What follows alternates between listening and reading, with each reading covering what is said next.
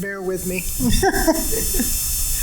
Okay, as you all heard, I'm a Dallas County Master Gardener, and I'm sure you've heard from many Master Gardeners. But you know we're a volunteer arm of the Texas A&M AgriLife Extension Service, and our mission is to educate the public about good horticulture practices.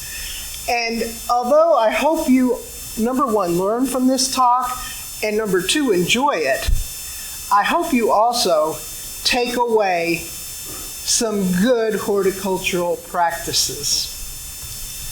So my talk is based on this book that I found many years ago. I found this book in 2006 at the Valentine display at the Dallas Arboretum, which is near where I live and with which I have a love-hate relationship because I'm a native plant person.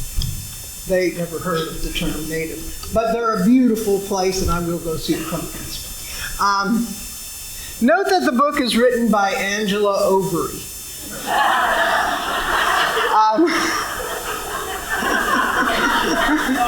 Was she destined to write about such things? Perhaps. She's a delightful British woman who was living in Colorado Springs at the time, and I actually got to talk to her. My background, I took all foreign languages in my formal education. I avoided every science class. I didn't take high school biology until I was a senior because although I've always been an optimist, I thought if I die before I graduate, I don't want to waste a minute in the science class.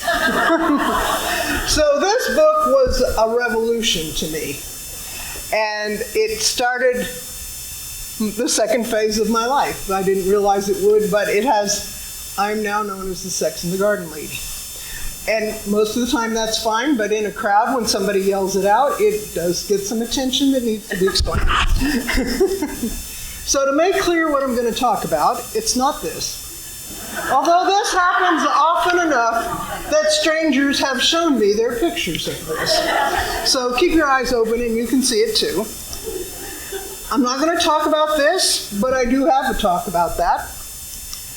And I'm sure not talking about this. But if anything I say reminds you of this, that's in your head. Well, okay, it's in mine too, but I'm talking about this. And I hope y'all can read it. If you can't on the fringes, I'll be glad to read it to you. But all indications are that Plant Parenthood is still fully funded because our nurseries do seem to be doing well. So you're in a garden club, you like looking at flowers. Safe assumption? Yeah. Well, do you have any clue what's going on? They're having an orgy. And today I'm going to teach you how to be voyeurs. Because it's been out there for us to notice our whole lives. But most of us, I include myself, have totally missed it. So after today, you'll know what to look for. So flowers, we love them. But the only reason a plant puts out a flower bloom is to reproduce. All living things live to reproduce. And plants have to do create flowers in order to do that. As we know, flowers are planted in a place, usually permanently. If they're in a container, you can move them if they're not too big. So they need sexual aids, and those are the pollinators. 75% of flowering plants need pollinators. The rest are wind-pollinated, water-pollinated, or self-pollinated. And pollination needs animals to help it. And it's over 200 species of animals that help. And yes, we humans are one of them. Especially in China, where their air quality is so bad and they've used so many pesticides that they have to hand pollinate a lot of their crops. And pollinating fruit trees is a challenging job. So one of those animals is this Mexican long-nosed bat. And I know that a lot of you appreciate bats' part in the ecological system, and others just, shiver at the thought of them. But I have a new way for you to think of them. Think about this. Do you like to drink one of those? Well, then you need to appreciate this bat, because it is the exclusive pollinator of the agave down in Mexico that produces tequila. So, a lot of the animals that pollinate, we like to look at. Some of them we're kind of afraid of, but they all have a purpose in the cycle of life. Most plants have visible sex organs. And here you can see two I know you're familiar with. We've got amaryllis here on the left, and here are the sex organs. You can't look at the flower and not see them. Here we have, I have a hibiscus. I have a mental block on this word. A hibiscus, again, you cannot miss those sex organs. Some plants are a little shyer, and I'll show you some of those later. So the anthers are the male organs of the plant, and that flower, and that's where the pollen is. And pollen takes all forms, all sizes, all colors, all consistencies. And back in 2010, I believe it was, the National Geographic magazine did a whole big issue on pollination. And there was a beautiful spread of all different kinds of pollen. But they did not make those photos available for purchase. Many of their photos you can purchase. So I had that magazine and I would pass it around because I wanted people to see the variety. But lo and behold, one time it didn't come back to me. And now I live near the mothership of half-price books. If y'all have seen it over there on Northwest Highway. And every time I'm in there, I look for that, but I haven't found it yet. But here, this is the lily. And you notice it has the burnt orange pollen. It's for all you, tea sippers. Do you still call them tea sippers? No, what do we call? Oh, the longhorns. Okay, I'm sorry, I've been using the wrong term because I didn't go to either of those schools. And on this plant,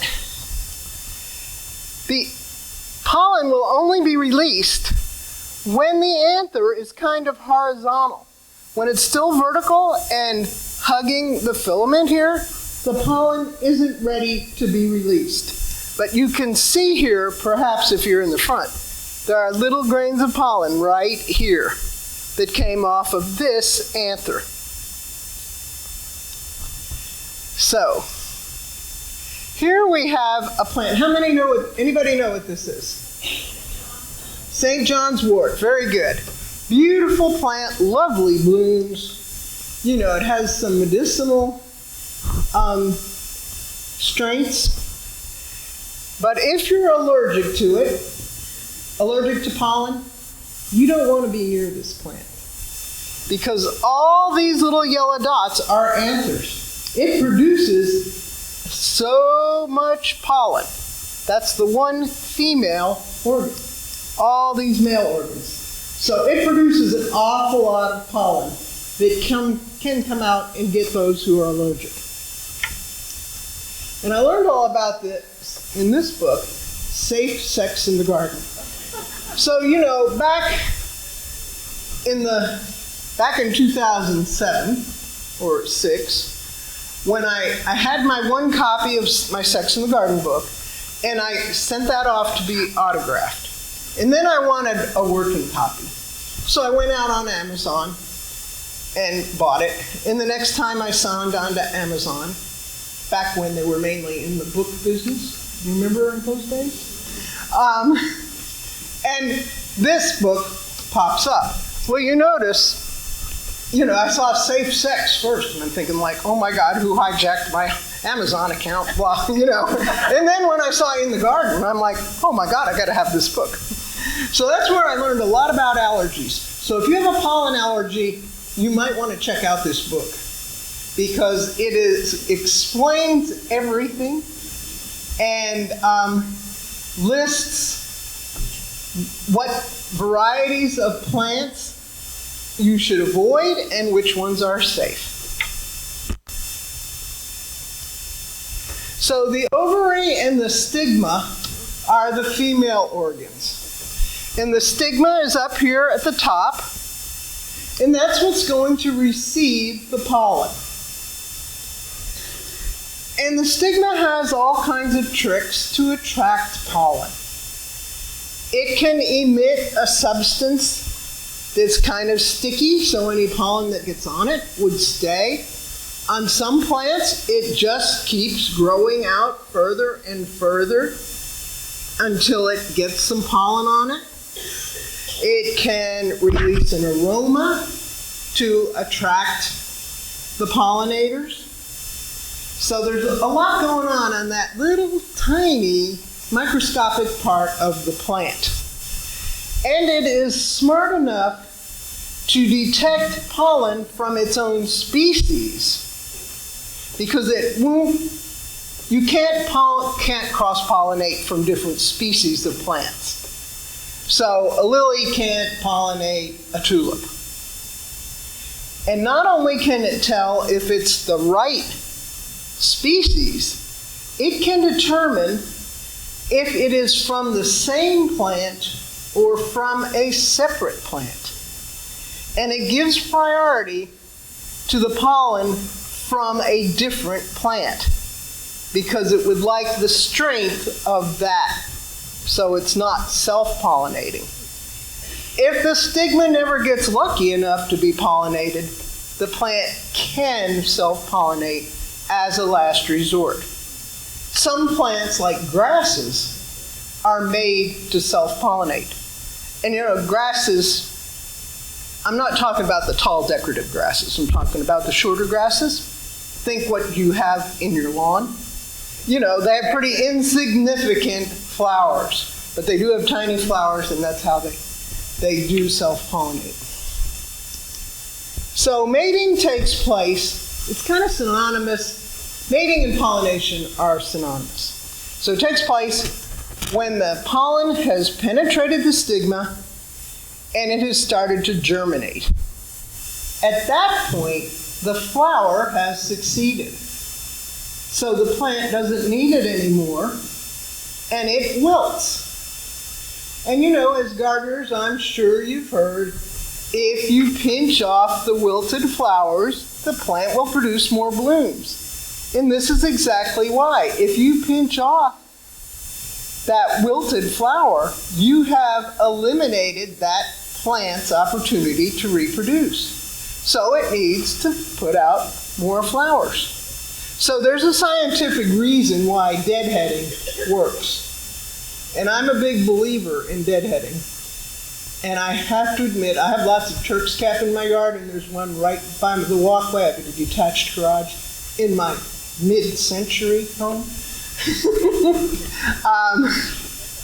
And I walk by that Turk's cap, and every time I go by, I shake all the stems to get rid of all the old flowers. But a lot more has to happen before the seeds are produced. And that's all kind of scientific, so I'm going to skip it, go on to more interesting things. Remember, I'm not a scientist. This kind of sums up pollination.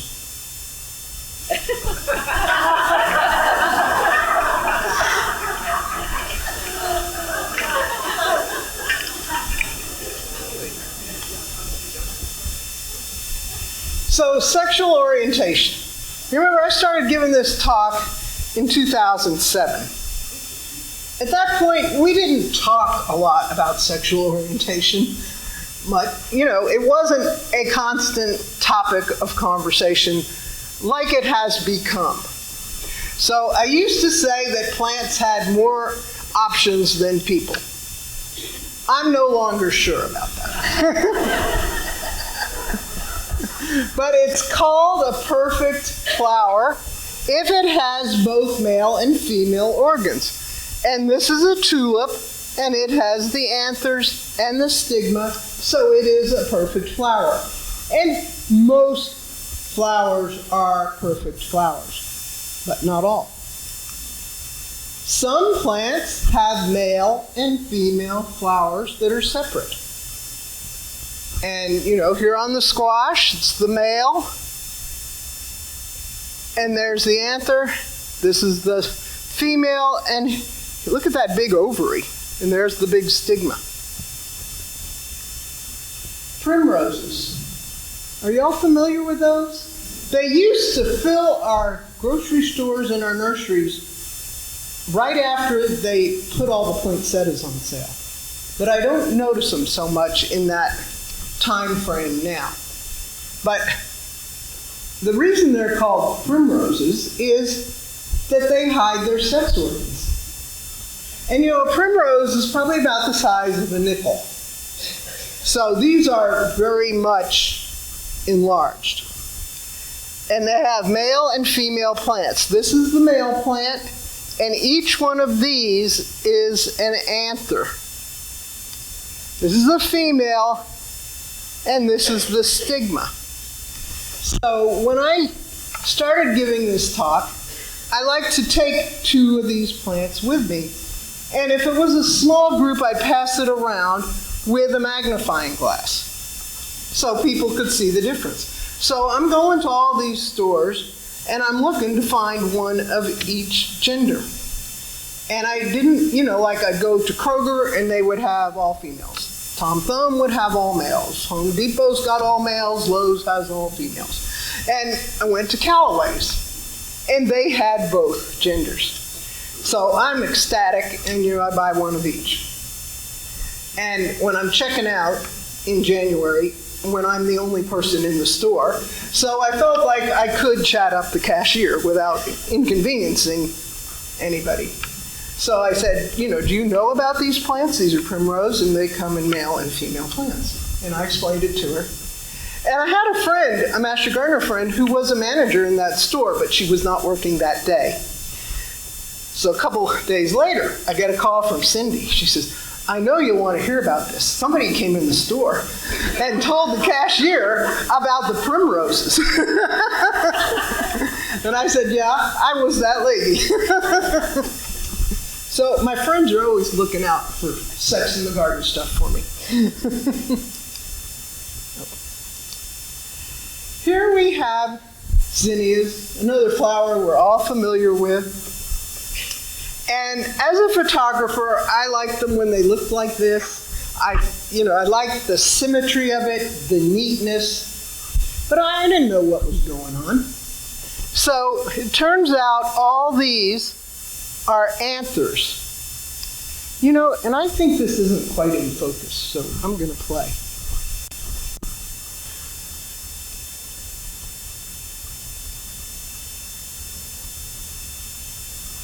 Does that look a little better? Yeah. So all these little things that look like yellow flowers are really the anthers. And they come out first. So this is male in the beginning.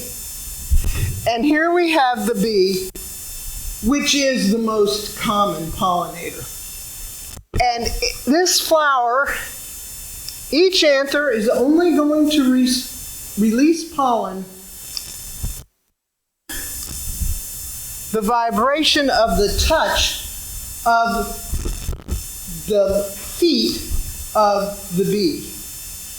So as the bee walks around, each one of these will release a tiny little puff of pollen.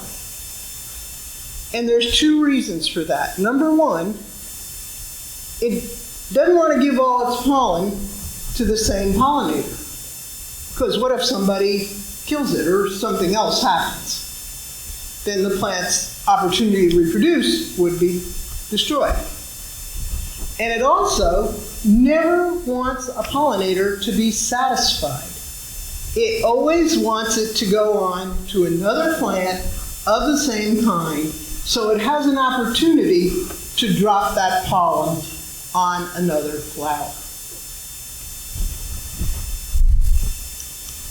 So when the flower got to look like this, I thought, it's not as neat as tidy. I thought it's past its prime.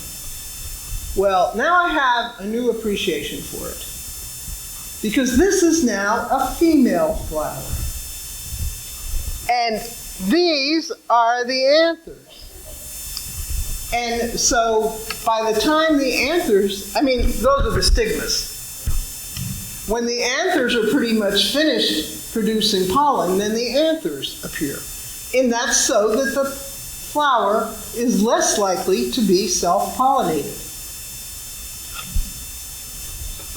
Who knew? Go home and look at your zinnias. They're still blooming. They're great nectar sources and pollen sources. So then, water lilies. A couple years ago, y'all know about BRIT, right? Botanical Research Institute of Texas. Well, I'm on their mailing list, and they said they're having a brown bag lunch by their director, Dr. Schneider, I believe his name was, and it was going to be on the reproduction of water lilies. So, that's right up my alley, right? So I called all my gardening friends to see who wants to go with me. Nobody. So I go from East Dallas over to BRIT, and I'm like the only person in the room that doesn't work at BRIT. And I'm going like, oh boy, this is probably going to be so far over my head. And he starts speaking, and of course, he doesn't call them water lilies. He calls them by their Latin name. And I thought, oh my God, I'm sitting in the front row. It's going to be real obvious if I leave. I got to sit here.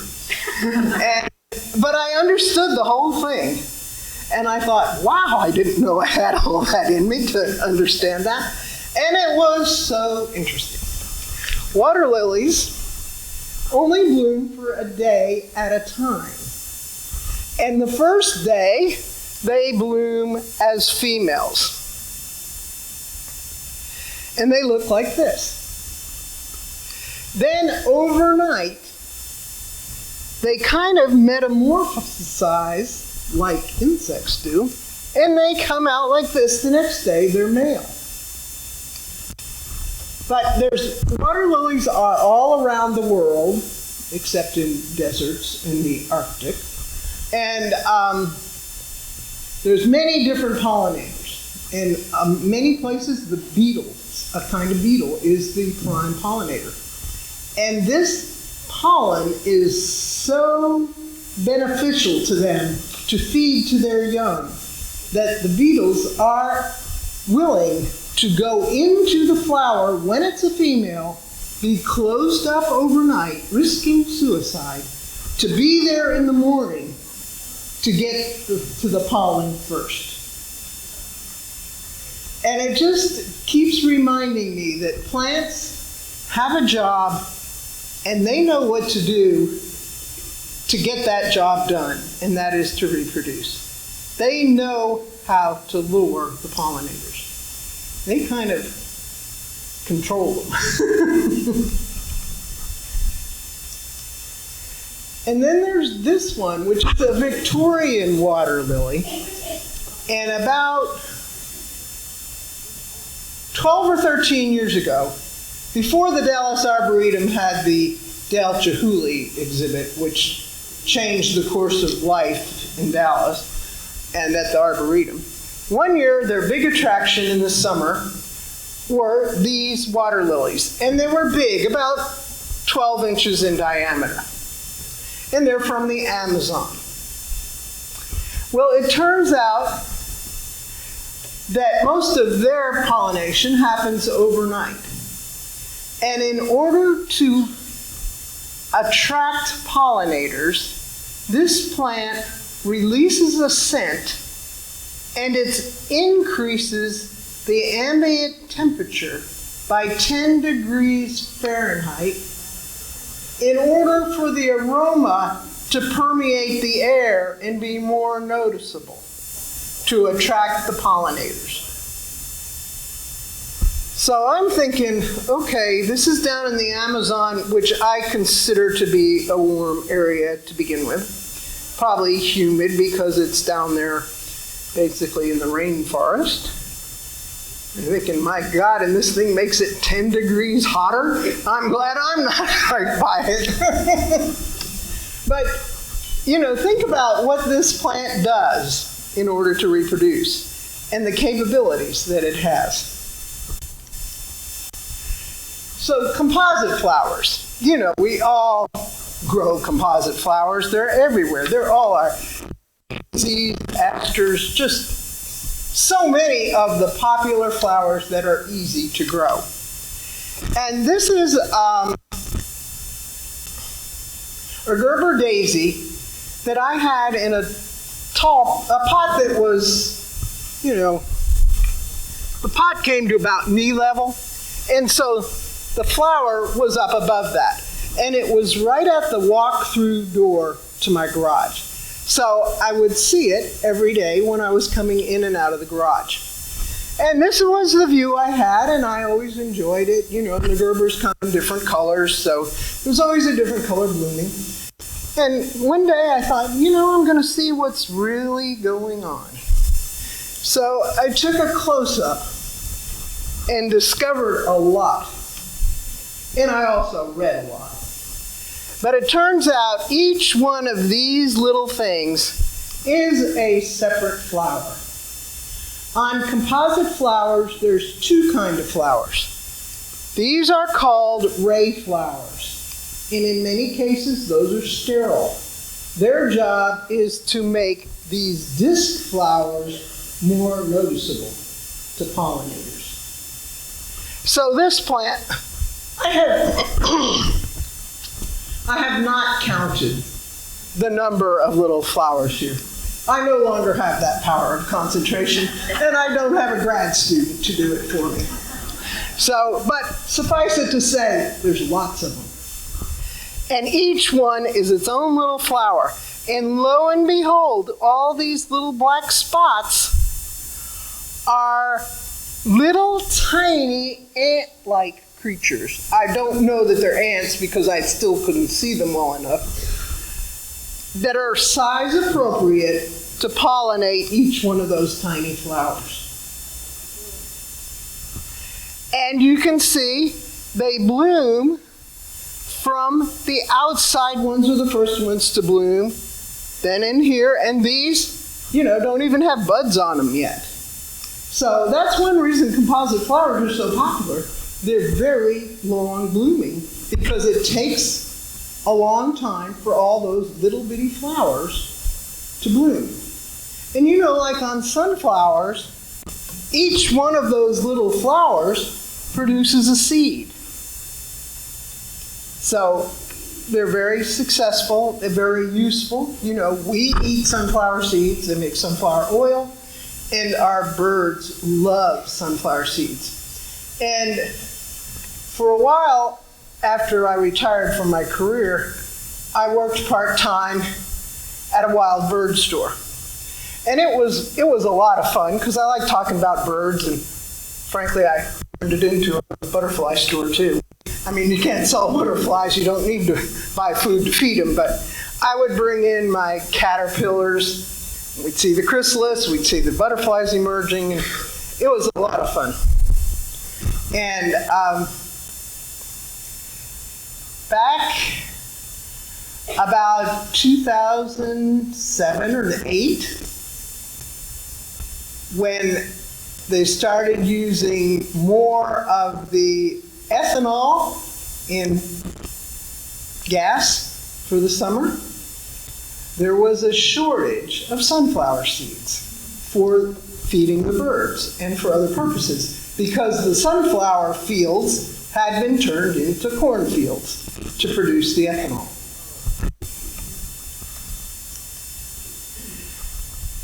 So, how do the pollinators, how do the flowers attract the pollinators?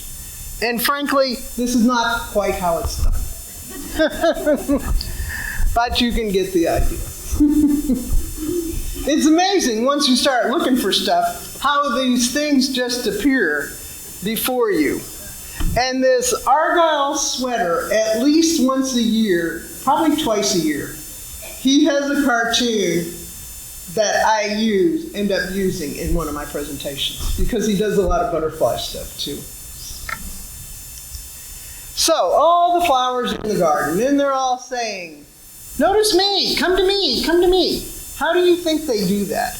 And these are things you know, so I want answers. Color. Scent. Shape. Size. Exactly right.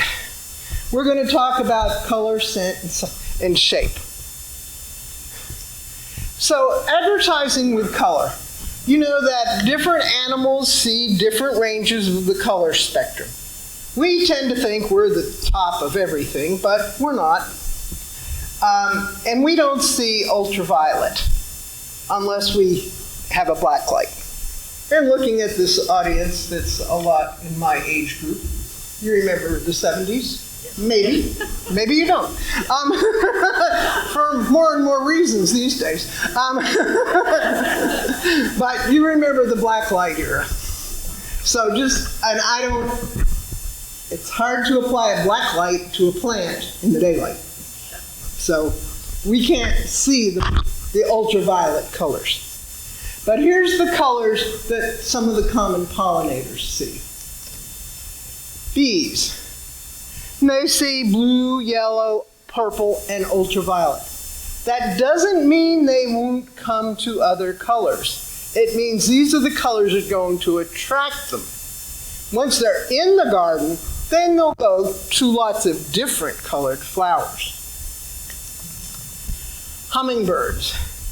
We know, the red spectrum of colors. And have you all been enjoying the hummingbirds lately? I was incarcerated in the hospital for 2 days late last week, and I was so frustrated because I couldn't see my hummingbirds and my butterflies in my yard.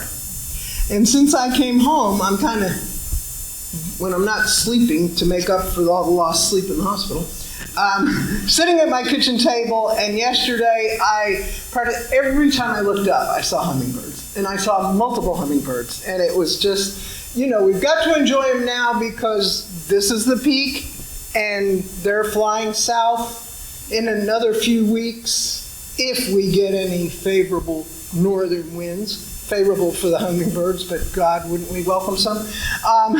They'll be flying over the Gulf down to Central and South America.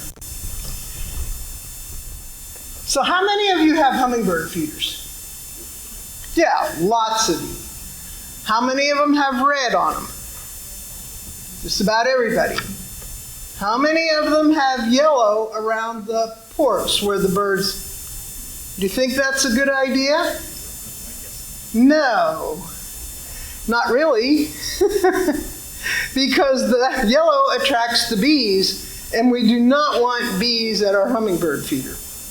And some feeders, the bees can actually climb through those ports and get inside, and then they can't get out, and we have to get them out, which is something most of us do not look forward to, being in that close contact with distressed bees, because that's when bees sting.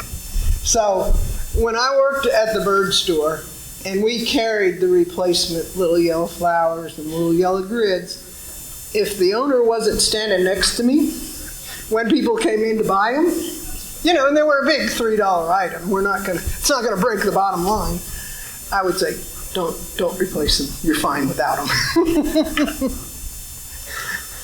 Butterflies, they like the bright colors. Flies, green and white. It's one reason we have them at our picnics. And I always attract flies. I don't know why. Although I'm Caucasian, my skin is not white. I do not have any green eyes or anything. But in a group of 50 people, nobody knows there's flies, and I'm being eaten alive. So I don't know what it is, but I do not think kindly of flies. And the carrion eating flies. They like maroon and brown flowers. And you're thinking, brown flowers? Yes. And so I'm giving this talk to a garden club, a much smaller one. And one of the ladies says, she found this lily on the internet, of course, and it was about this big when it was open. So she bought it and she planted it right by where she parked her car so she'd see it every time she came in and out. So when it was blooming, she noticed this dead animal smell. You know, so she's looking all around looking for the dead animal, and she didn't see one. And you know what her husband had to do when he came home. He was sent out to look for the dead animal. He never found one. And eventually they realized it was the flower with a dead animal smell, because its pollinator was the carrion-eating flies. So it had its color going for it and its scent. So after the blooming season, she moved it to the fence line. Because it was such a big flower, she could still see it, but she didn't have to smell it. So here's two of our common flowers I'm sure you recognize, the bluebonnets and lantana. What do you think the colors on these flowers are telling the pollinators? What? Exactly. And I mean, you're in my line of sight, but I knew you would be the one to answer because of the way, your facial expressions. I know you're not, this isn't all new to you. Exactly. Here on the bluebonnet, you know, they bloom from the bottom to the top. These are the withered flowers. These are the older flowers, and notice they've got a reddish center. That's the bees don't see red. So it's telling them, don't come here, I'm already pollinated. Go up here to these that haven't been pollinated. So they're directing the pollinators where they want them to go. Pretty smart, huh? And over here, because I'm a master gardener, I'm required to say this. And you master gardeners know what I mean, especially if you're from Dallas County. I can't speak for the Tarrant County ones. It has not been scientifically proven here on the bluebonnets. It's an observational thing. But on the lantana, it is proven. So some poor grad student had to watch it. You know, there's lots of varieties about lantana that do great here. The ones that are generally called the confettis are the ones with multiple colors. And they all bloom yellow from the center, and then at some point, when they've been pollinated, the flowers turn red or orange or pink, depending on what type of species they are. And here you can see on this flower, it's got one red petal and the rest are yellow. So it is changing. It must have just been pollinated. Again, directing the pollinators to the flowers that need them. Some plants provide nectar guides. Here we've got foxglove, and all these little spots help guide the pollinators way up here to the top of the flower, where the sex organs are on the roof of the flower, so to speak. And you know, it's very difficult to get a picture of that. And the main place I see foxgloves are at the arboretum. And they're usually separated by some kind of barrier from the walk area. So trying to lie down flat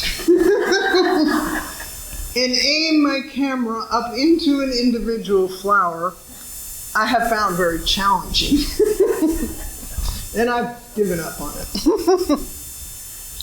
Also note that these flowers down here are pink, These up here are white. So it's got that color thing going for it too.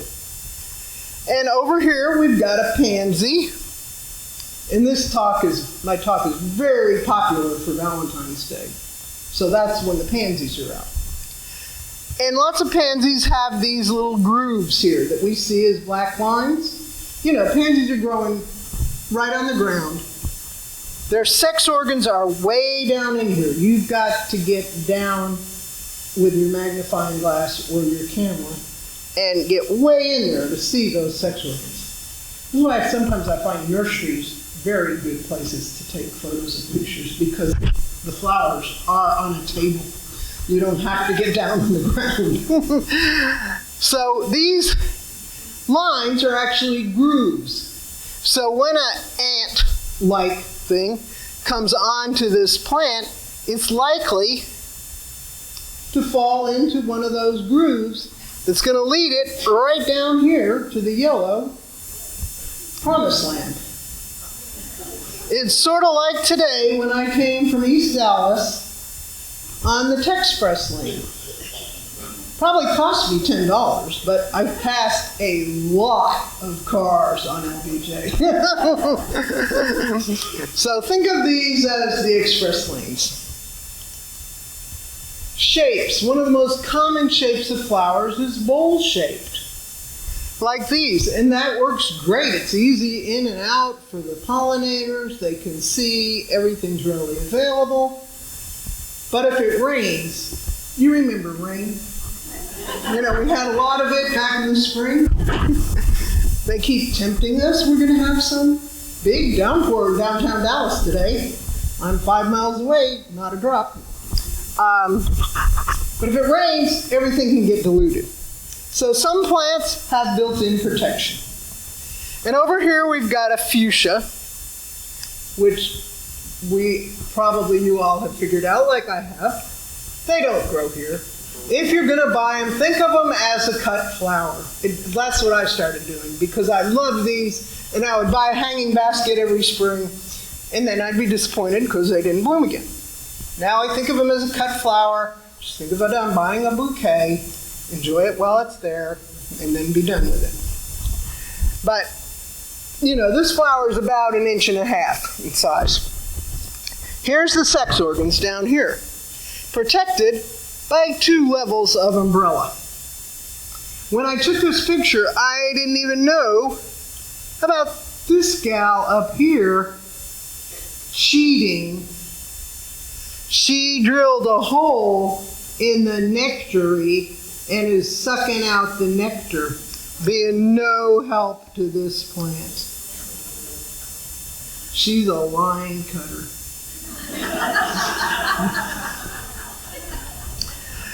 Another one that is fully protected from the elements, not just from the rain, but from the wind and everything, is your daffodils, all your narcissus, because they've got that trumpet protecting their sex organs.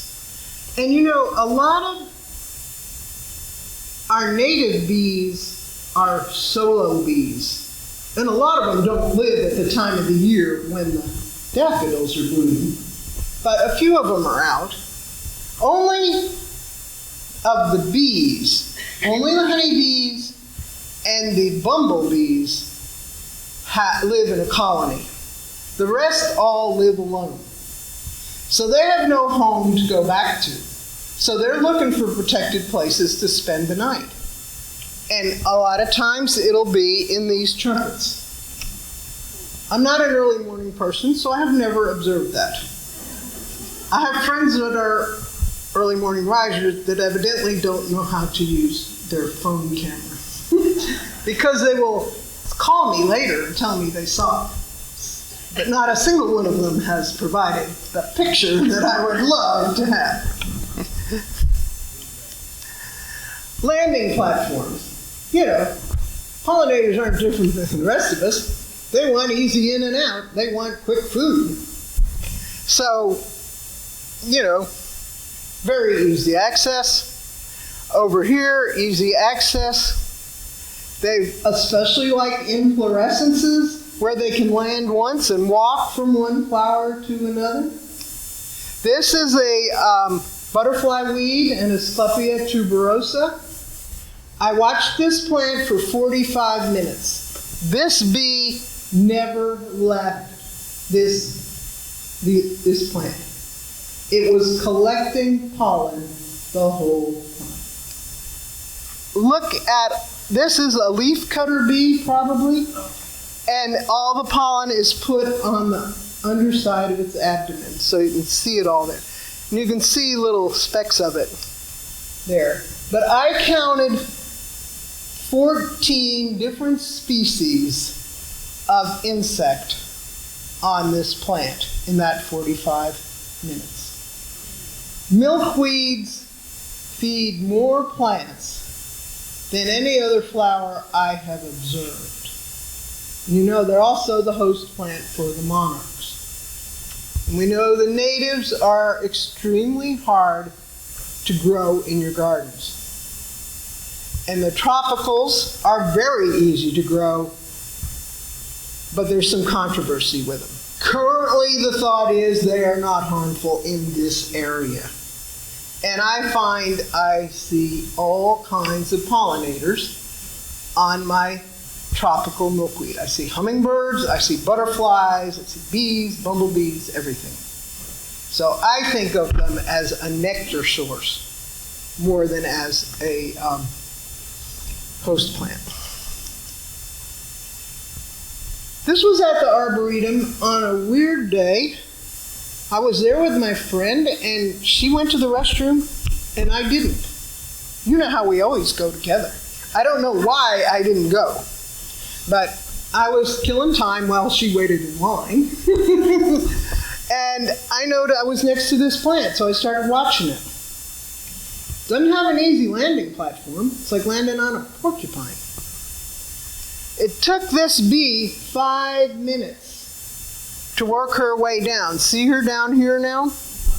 Took 5 minutes to get there. So I'm thinking this must be some awfully good nectar. And I think of this every time I drive by the drive-through Starbucks that always has a line around the building, if not the whole driveway. If it's good enough, you're willing to work for it and wait for it. And that's what this plant, this is how it attracts pollinators to help it reproduce. So, advertising with a scent. It takes a plant a lot of energy to produce an aroma. So it only does it if it finds it necessary. And I'm talking about plants in their native state. I'm not talking about hybrid tea roses that have been hybridized to produce certain scents. Those don't count. Those are not recreated from pollination. Those are cut from cuttings. So with the scent.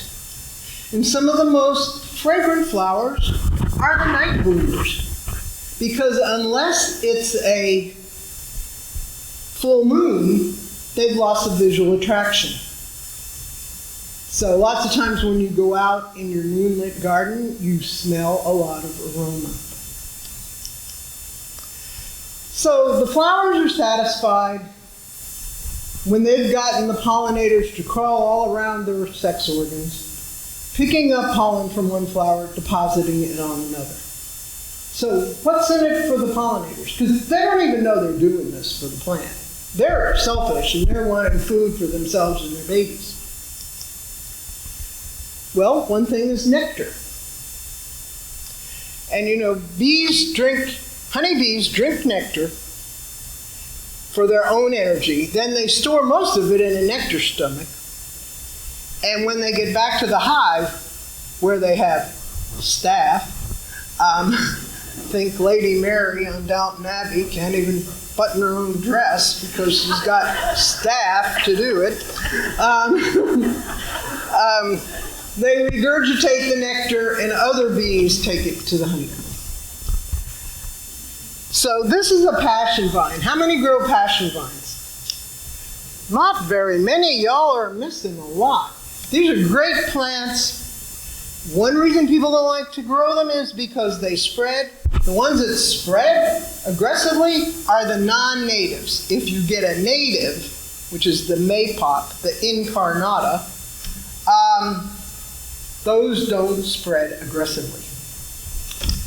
But I call this my poster child for effective pollination. So here you got your bee guides. The bee comes in, it's led right down here where it's drinking nectar. She's walking around. This is a stigma, so any pollen that's on her back will rub off on this. Then when she's ready to fly away, there's these 5 anthers she's probably going to brush up against, getting a lot of pollen on her back. So when she goes to the next plant, it can rub off on these stigmas. Very efficient. If you've never had a talk on passion flowers, you need to get a speaker on that. They're very interesting. They're the host plant for a lot of long-winged butterflies, and they have a lot of built-in defense mechanisms that have helped them survive the millennia. Here we've got a Turk's cap. One of my all-time favorites. Talk about a carefree plant. The only thing is it does pop up and it's hard to dig out. But most places I've just let it grow because it's so beneficial. And I love seeing all the hummers on it. So it turns out the hummer is the exclusive pollinator of the Turk's cap. Because here we've got a male ruby throat, and you can see his forehead lines up with the sex organs of the flower. And it actually looks like he has some pollen on his forehead. And hummingbirds have the long beak, and their tongue is that long again. So they can go really deep into a flower. Over here we have a bumblebee being rear-ended by a honeybee. They did not think that this was a notable incident. The bumblebee didn't turn around and give evil gestures to the honeybee. They both went on, the honeybee flew on, and the bumblebee stayed where it is. But bumblebees are native to North America, and they have very long proboscis. So they can sit on the outside and drink the nectar at the bottom of the plant. The honeybee has to crawl in the flower to get the nectar. And that's what I was trying to get a picture of. And thank God for digital, because I wasted 100 shots, and I never got the critical second when the bee is entering or exiting, because it happens so fast. But I love this picture because it shows the difference between the bees. Guess which one's a more effective pollinator? Bumblebee. Number one, it's 4 times bigger and it's hairier. It's got the long proboscis. It can fly under worse conditions. It can fly longer in the day, go to higher altitudes, colder temperatures. Bumblebees are wonderful and very needed to pollinate a lot of our crops, especially tomatoes. So one day I'm giving a talk on water-wise gardening, and at the end this guy asks a question, says, why didn't they tell me when I bought my tomato plant, that I would have to hand pollinate it? And I had to switch mental gears. And then I said, how many other flowers you have in your yard? Oh, I don't have any flowers. I have my tomato plant. I said, well, that's why you're having to hand pollinate it. Give those bumblebees a chance, You think they're going to find your one tomato plant and no other blossoms? That's why, you got to have flowers to attract them. So if you try growing one tomato plant in a yard barren of blossoms, be aware you're going to have to hand pollinate it. Because tomatoes respond, their pollen is only released to the vibration of the bumblebees. So they're the exclusive pollinator. The other thing the pollinators want, especially the bees, is pollen. And here we have a bee with what I would call loaded pollen baskets. You know, honeybees, European honeybees, and many other bees have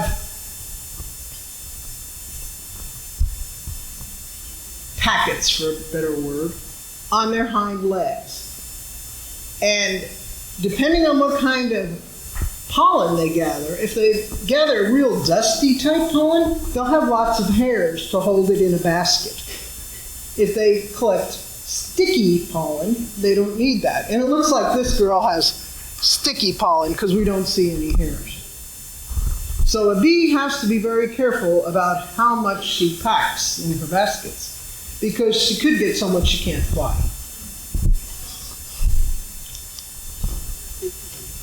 Yeah, I'm just about it. Yeah, I'm getting to the end.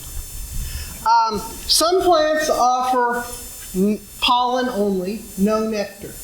And when I heard this, I stopped growing begonias. You know, I'd always had begonias as annuals. I stopped getting them because I want every plant in my yard to be feeding somebody. So here we have a datura.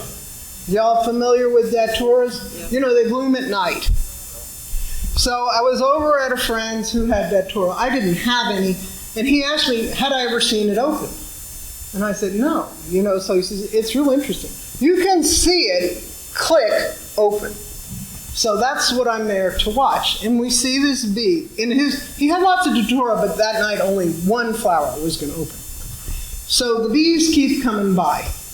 And here it is, can't get in yet. Here's the first bee to enter once the flower has opened. And you know, as a photographer, I was really disappointed to see white pollen in a white flower. Not exactly your best contrast. But you can see, everything's neat and tidy. Here's a few minutes later. Things not so neat anymore. Look at the pollen baskets on these girls. Look at this one. She's the cleanup, getting the pollen off the floor of the flower, so to speak. Look at those pollen baskets. And there we are. It's all done. I was so captivated I had no concept if I've spent 1 minute or 1 hour. So when I downloaded the photos, it turns out it was 10 minutes. Those bees knew what they wanted, they came in and they got it. Because honeybees are normally asleep at dusk. So I thought these bees are pretty good. Well, then one day, I was over at the bathhouse garden, where we have datura, and it was 4 o'clock in the afternoon, and I'm seeing bees flying around, and they're prying open the flower and crawling down in there. Then I'm thinking, okay, those that waited, those are the C students. These are your AP students. These girls already have an associate's degree when they graduate from high school because they're go-getters.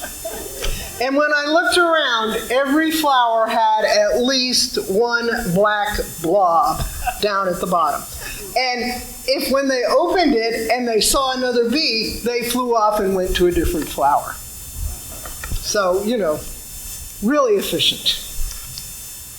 So this is kind of what we hope isn't going to happen.